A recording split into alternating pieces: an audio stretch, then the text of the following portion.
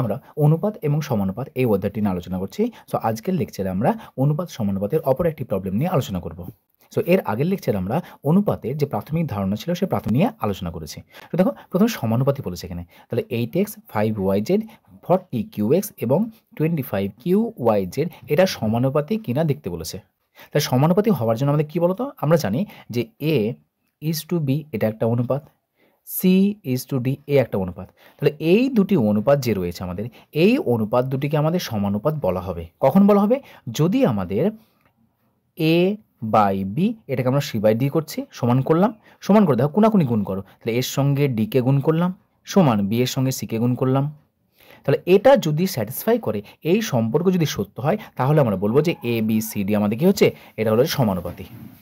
অর্থাৎ দেখো এখানে রয়েছে প্রথম অনুপাত রয়েছে, এটা আমাদের, এটাকে বলা হয় প্রথম অনুপাত, এটাকে বলা হয় দ্বিতীয় অনুপাত, এটাকে বলা হয় তৃতীয় অনুপাত, আর এটাকে বলা হয় আমাদের চতুর্থ অনুপাত।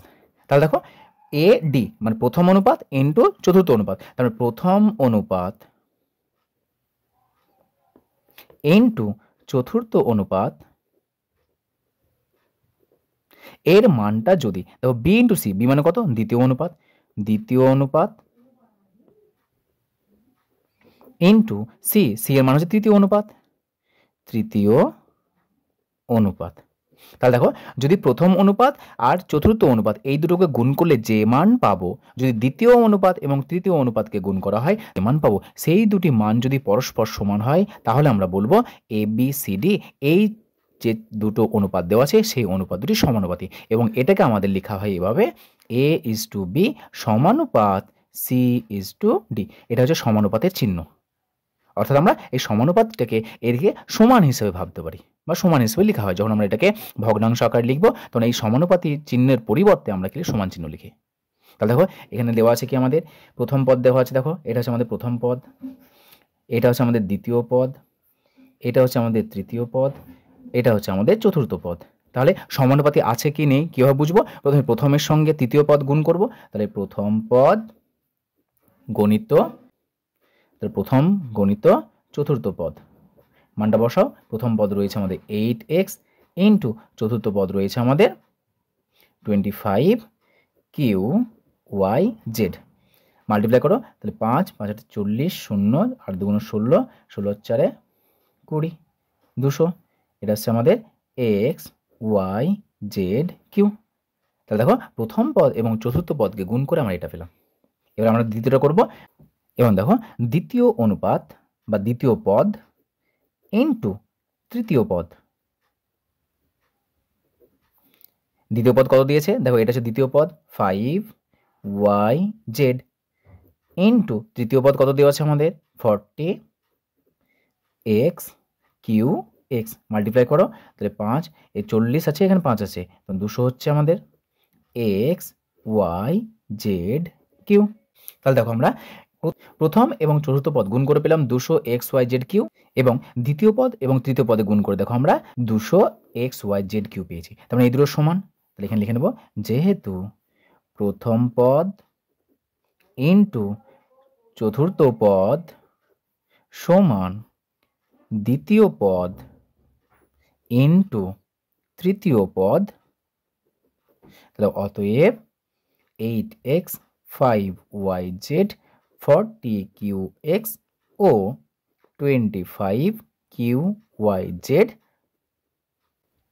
সমানুপাতে রয়েছে। তাহলে এইভাবে আমরা যে কোনো সমানুপাতি চেক করার জন্য কি করব, প্রথমের সঙ্গে চতুর্থকে গুণ করব এবং দ্বিতীয়কে তৃতীয়ের সঙ্গে গুণ করব। যদি ইকুয়াল আসে তাহলে সমানুপাতি হবে, আর যদি ইকুয়াল না আসে তাহলে সমানুপাতি হবে না। A/B=C, B/C=A এবং C/A=B এর মিশ্র অনুপাত নির্ণয় করব। সো মিশ্র অনুপাত কাকে বলে? দেখো আমরা জানি যে A/B, C/D, E/F বা আরও অনেকগুলো অনুপাত থাকতে পারে আমাদের। তাহলে এই অনুপাতগুলি যদি আমরা মিশ্র অনুপাত বলি, তাহলে মিশ্র অনুপাত কত হয়? মিশ্র অনুপাত হলো এদের যে পূর্বপদগুলো রয়েছে, পূর্বপদ কে রয়েছে? দেখো A রয়েছে পূর্বপদ, C রয়েছে পূর্বপদ, E রয়েছে পূর্বপদ, পদ রয়েছে, প্রত্যেকটা পূর্বপদকে গুণ করে দাও, A ইন্টু সি ইন্টু ই, অনুপাত চিহ্ন দাও, এবং যে পরপদ রয়েছে বা উত্তরপদ রয়েছে, B রয়েছে, D রয়েছে এবং F রয়েছে, প্রত্যেকটা উত্তরপদকে আমরা উত্তর পদে লিখব B into D into F. তাহলে যে আমরা অনুপাত পাবো সেই অনুপাতটাকে বলা হচ্ছে এই অনুপাতগুলির মিশ্র অনুপাত। তাহলে দেখো আমাদের এই অনুপাতে মিশ্র অনুপাত বলেছে, তাহলে বলো তো এই অনুপাতে মিশ্র অনুপাত কত হবে? প্রথমে যে পূর্বপদ রয়েছে এ বাই বি রয়েছে, বি বাই সি রয়েছে, সি বাই ই রয়েছে। সো এই প্রত্যেকটা পদগুলোকে আমরা পূর্বপদে লিখবো না একটা অনুপাত তৈরি করব। তাহলে লিখো, তাহলে A by B into B by C into C by A.